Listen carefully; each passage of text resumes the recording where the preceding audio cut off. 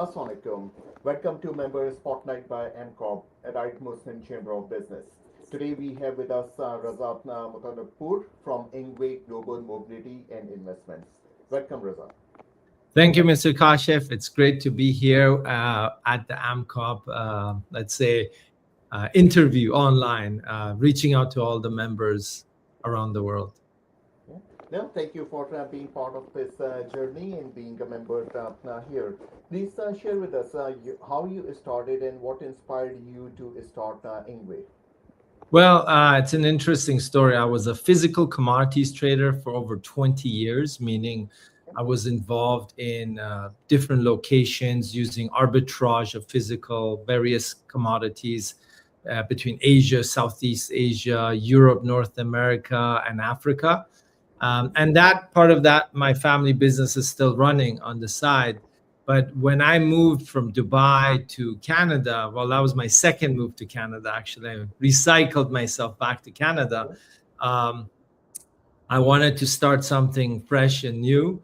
And the only business that I could find that was as international to reach out back to my network and to be dealing with people around the world in different countries was relocation and investment migration. So that's how I came up with INGWE, and we launched INGWE Global Mobility and Investments to help people, businesses, professionals, families relocate either themselves, their businesses, their wealth, their financial footprint. So that's kind of how we got into the business in 2018.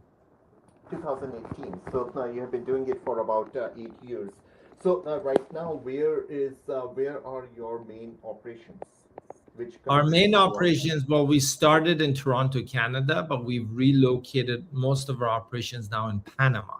And that's not Panama City, Florida. I'm talking about Panama, the country.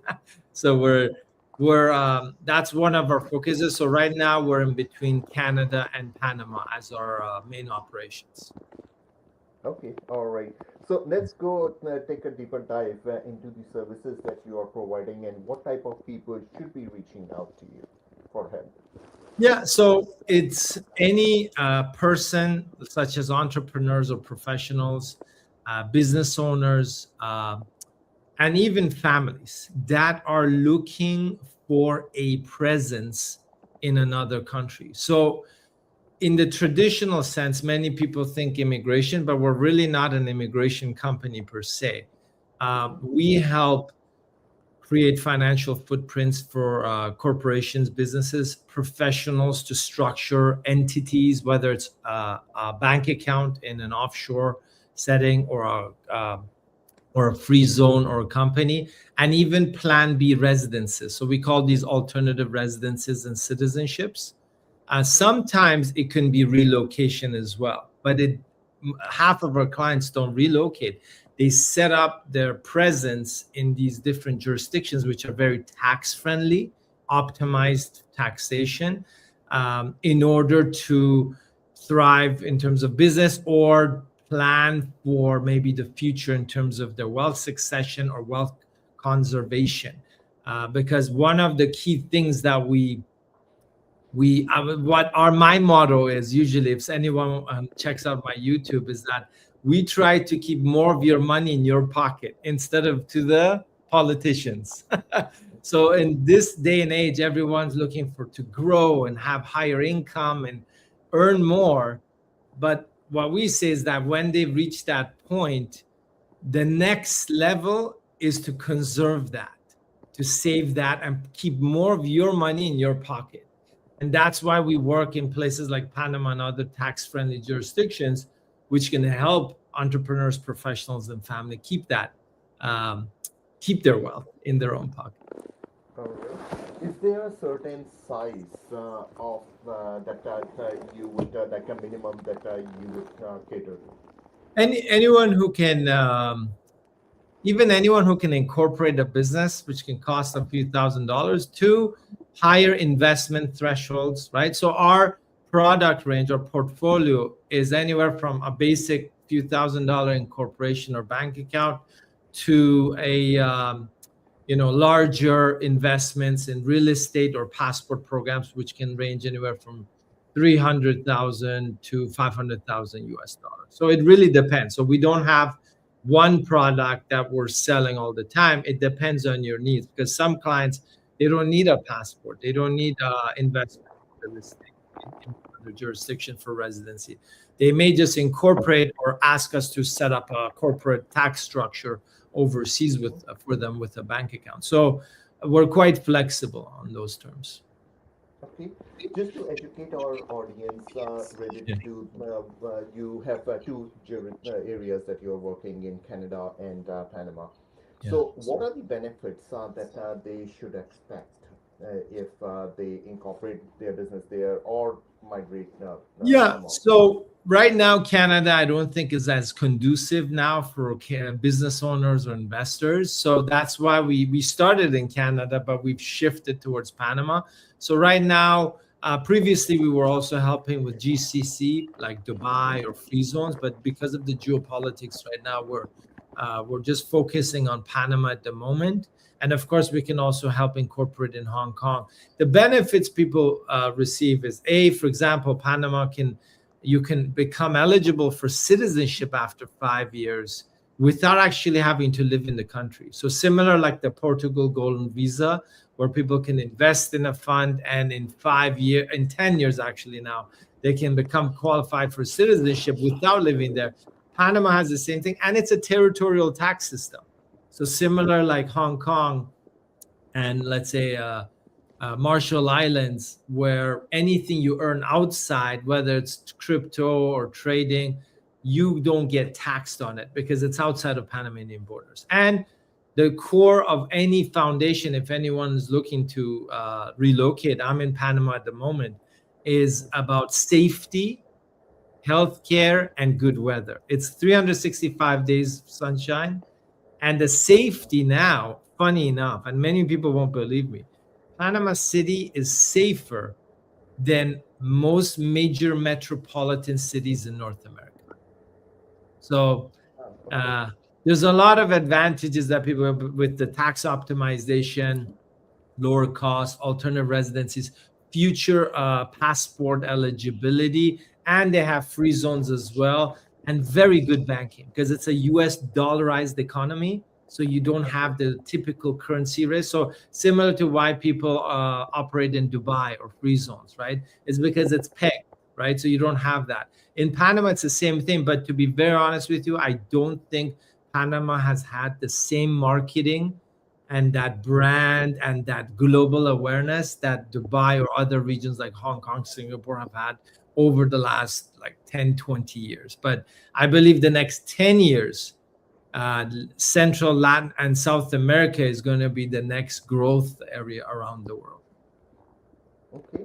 Which other countries do you foresee coming up and providing similar advantages to people who Well, want to invest in? yeah, I mean, obviously, shifting from the Middle East here, because Indonesia is trying to really get itself into the game as well. But we see that Central and South America, the countries are slowly waking up and picking up on the fact that foreign investors have a thirst, and this thirst is whether it's taxation, safety, investment opportunity, alternative residencies, or passports. So we believe that like countries like Paraguay, Uruguay, Argentina is trying to launch its citizenship program as well, but it's failed so far. So these countries in this region are slowly coming up. Even El Salvador already has a program. They're not great, but they're slowly learning in this part of the world of what the rest of the world, let's say in Southeast Asia and GCC, have done to attract investors. Countries in this region that I just recently mentioned, and Panama being at the forefront, are now going to offer more of these products over the next years. It's not going to be fast, but it's going to be there. It's a definite trend. It's not a one-hit wonder or an overnight thing where it'll come and go and disappear. Okay.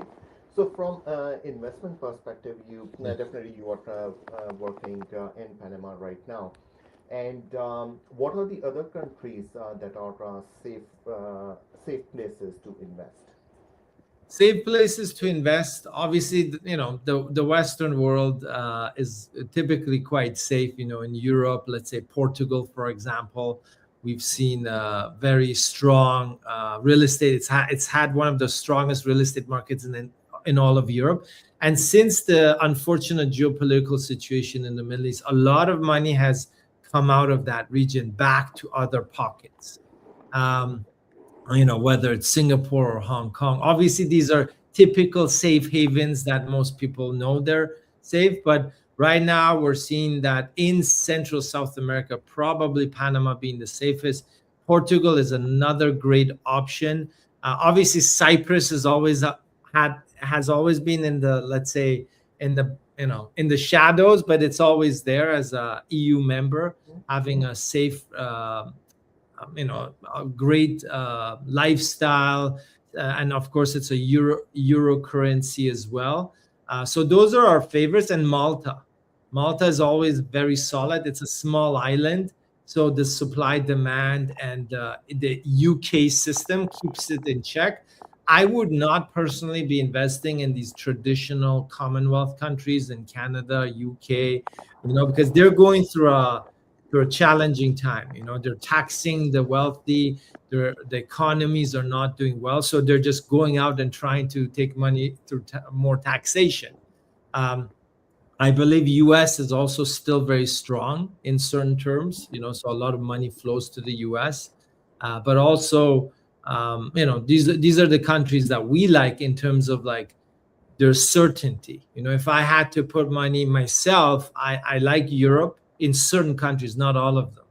I like Far East, places like Hong Kong, even. Singapore, in my personal view, is just going overboard with their KYC compliance and costs.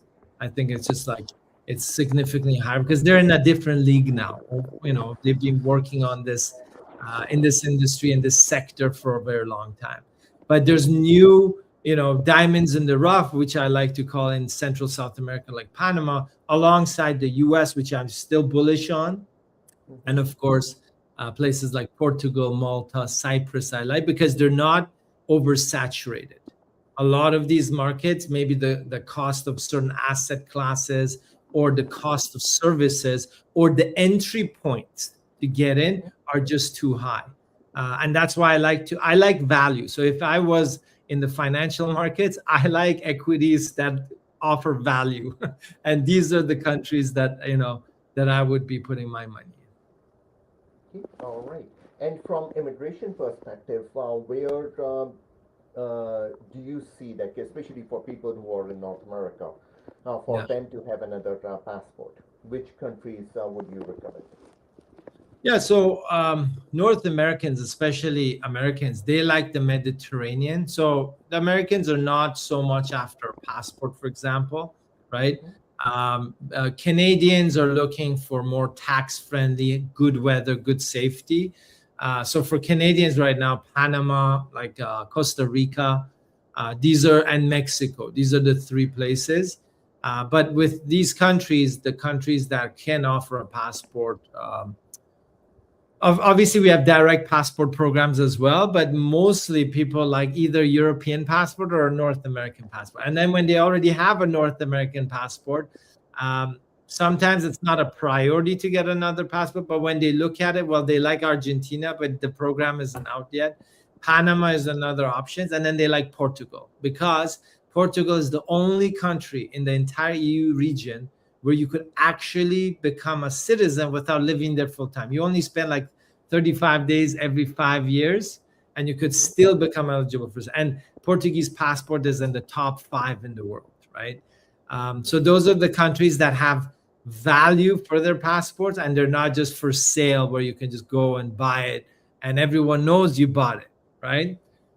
So Mediterranean, Central South America, I think that's the let's say the demand area for passports and residencies. Okay, all right. Appreciate that insight. You have a very unique name in terms of INGWE. Would you share some background on it? Yeah, INGWE, the pronunciation comes from Zulu. The word comes from the Zulu language in Africa. And it means leopard, the animal leopard. And the reason we picked it was, well, first of all, I was a physical commodities trader for 20 years. So I was doing a lot of business with South Africa and the African continent. So I wanted something unique, so sort of symbolic. And when we help people sometimes relocate, if they're physically relocating, sometimes they feel out of place maybe, or they look different in a new culture or country. And the leopard has these spots, so it looks very unique. And it's also alone, where it hunts alone, it survives alone most of the time. So and it's very strong. It has, the resilience a leopard has. So these are characteristics that we found somebody who may be looking at relocation would have. And we liked the name, and it was very unique, so we call it INGWE. And most people don't know what it means until I tell them. Where do you see your firm in the next 1 to 2 years? We see more of our presence and more of our operations and staff being shifted to Central and South America, where most of the demand and most of the growth is going to happen in the next 10 years in this industry. So that's where we see over the next 2 years that we'll have more and more of our operations here in Panama, more of my time as well, and more of the destination for our clients as well. Doesn't necessarily mean it's 100% Panama, but we just see this shift from North America, especially Canada, where the economy is struggling, the taxes are increasing, and the safety and healthcare are really going through a challenging time. That Central South America is going to be where you need to be, and that's where we are to help our clients globally. All right. Thank you so much, Reza, and thank you for sharing your journey and the services that you are providing. I'm sure there will be many people who will be able to benefit from what you have. Thank you. Thanks for being part of MCOB and a member here. Looking forward to seeing your growth in the coming years. Thank you, Mr. Kashif, for having me today, and thanks everyone who was watching. And my hello to all the AMCOB members around the world. Hoping you keep healthy and safe with your families. Thank you, Mr. Kashif. Take care. Thank you. Assalamualaikum. Bye-bye. Alaikum assalam.